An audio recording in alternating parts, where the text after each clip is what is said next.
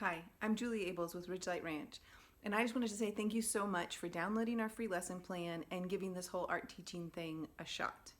Now, I know some people can feel a little intimidated, a little nervous about the idea of teaching art, so I wanted to take just a few minutes and show you how to get the most out of a Ridgelight Ranch art lesson plan. You ready? Okay, so here we have our Drawing a Space Shuttle Using Symmetry art lesson plan. This is what we used in Cycle 2 to go with our astronomy unit, and it is available free on our website as a sample of our lesson plan. So I'm just going to go through it and kind of give you an introduction.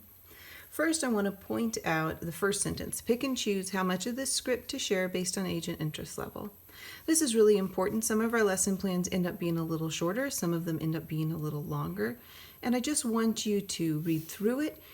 It's created in a way where you could easily just read it straight to your students as a script. But it's also might be a little bit too much for some of your students. So I see some of our tutors and some of our teachers just highlight things that they want to point out and then kind of say it in their own words. Now, all of our art lesson plans include some kind of art principle, and so this one is in the principle of symmetry, and we're talking about symmetry in art. We include vocabulary words in all of them. We try to include some sources in case your students have some questions or you just want to dig a little deeper. And then, of course, they all have an art project. This one has a warm-up project and a main project because symmetry is something that can be a little tricky with students that have never done it before. We include this drawing with symmetry exercise to get them accustomed to doing reverse images. And then we have a main project where we're drawing a space shuttle. Now, all of our instructions for the actual project will include a materials list and a procedure. And the procedure is written where you could read it out loud to your students, or maybe reading it over, you decide it's better to kind of give them one instruction, let them all complete it, give them the next instruction, let them all complete it. That works really well for some people as well. So then you can see our next page is going to be a picture of Leonardo da Vinci's Vitruvian Man. And this is something that is a famous work of art. We talk about it a little bit here when we talk about Leonardo da Vinci and how he's best known for this painting. It's one of his most famous paintings. I know some of you are sensitive to nudity in art, and so for this one, I've kind of conveniently added a portrait of Leonardo over the private areas. Be forewarned that I don't do this in all of my art lesson plans, especially if there's several other pictures that you could show. I try and make it an option for you guys, so you can do either one, whatever you're more comfortable with. And then you can see our templates that we have here, and all of our lesson plans include some kind of options for younger and older students. So here we have kind of an easier space shuttle and a more difficult space shuttle. It's just simpler and more complicated, and just some suggestions for how you might use those. So you can see this is one of our shorter lesson plans. We talk about symmetry, but there's no famous artist or art history component other than this little bit about Leonardo da Vinci.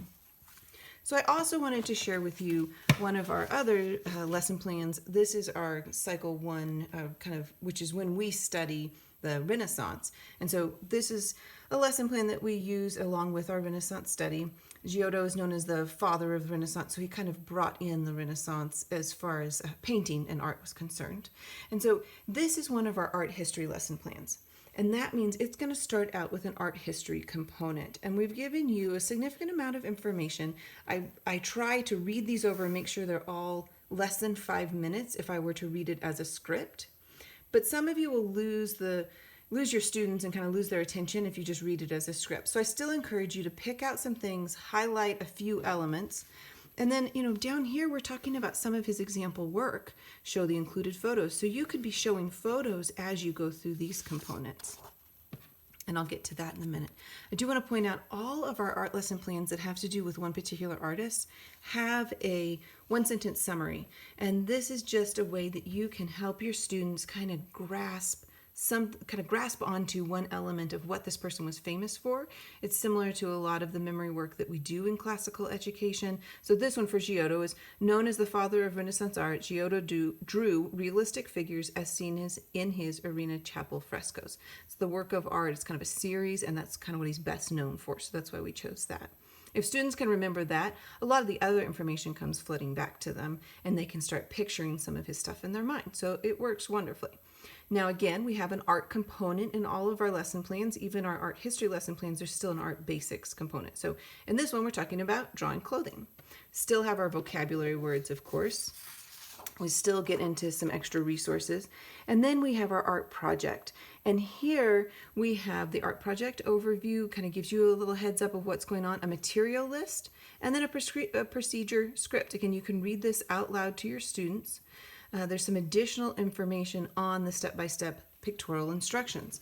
And then we have, so that's what this is back here. And so you would go through these with your students, kind of step by step. Now, like all of our lesson plans, we have modifications for different experience levels. And we have found that this is really important for most of the teachers that are using this lesson plan. There's a wide variety of ages. Homeschooling's kind of like that, right?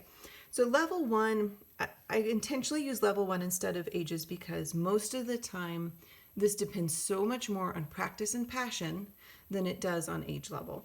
But I'll tell you, for a lot of kids, this is like your 4 and 5-year-olds, maybe 6 and 7, 8, 9, 10, 11. But again, it's going to depend so much more on the child's passion and how much practice they've had. So pick something that's going to work for you.